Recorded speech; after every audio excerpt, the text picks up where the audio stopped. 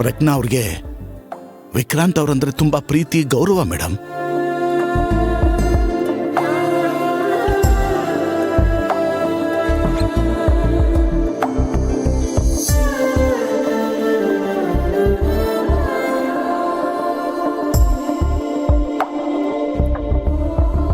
ಅವತ್ತು ಪ್ರಜ್ಞಾ ಅವರು ಕಾರ್ನಲ್ಲಿ ಹೊರಟಿದ ವಿಷಯ ವಿಕ್ರಾಂತ್ ಅವ್ರಿಗೆ ಗೊತ್ತಿರಲಿಲ್ಲ ಮೇಡಮ್.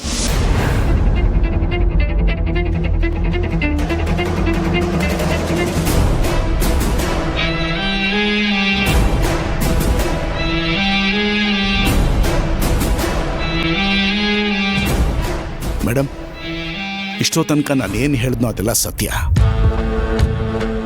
ನಾನು ಯಾವಾಗಲೂ ವಿಕ್ರಾಂತ್ ಅವ್ರ ಪರವಾಗಿ ಮಾತಾಡ್ತಾ ಇರ್ತೀನಿ. ಅದರಿಂದ ನನಗೇನಾದರೂ ಲಾಭ ಇದೆಯಾ? ಏನೂ ಇಲ್ಲ ಮೇಡಮ್. ಅವರು ಒಳ್ಳೆ ವ್ಯಕ್ತಿ, ಒಳ್ಳೆ ಮನುಷ್ಯ, ಪ್ರಾಮಾಣಿಕ. ಅಂಥವ್ರಿಗೆ ಅನ್ಯಾಯ ಆಗಬಾರ್ದು ಅನ್ನೋ ಒಂದೇ ಒಂದು ಕಾರಣಕ್ಕೆ ನಾನು ಯಾವಾಗಲೂ ಅವ್ರ ಪರವಾಗಿ ಮಾತಾಡ್ತಿರ್ತೀನಿ ಮೇಡಮ್. ಅದು ಬಿಟ್ಟರೆ ಬೇರೆ ಉದ್ದೇಶ ಇಲ್ಲ. ಮತ್ತ dairy, car service station mechanic ಹೇಳಿದ ವಿಷಯ ಇದನ್ನೆಲ್ಲ ಸುಳ್ಳು ಅಂತ ಹೇಳದ? ಯಾವ ಸಾಕ್ಷಿನೂ ವಿಕ್ರಾಂತ್ ಅವ್ರ ಪರವಾಗಿಲ್ಲ. ಎಲ್ಲ ಸಾಕ್ಷಿಗಳು ವಿಕ್ರಾಂತ್ ಅವರೇ ಕೊಲೆಗಾರ ಅಂತ ಹೇಳ್ತಿದೆ.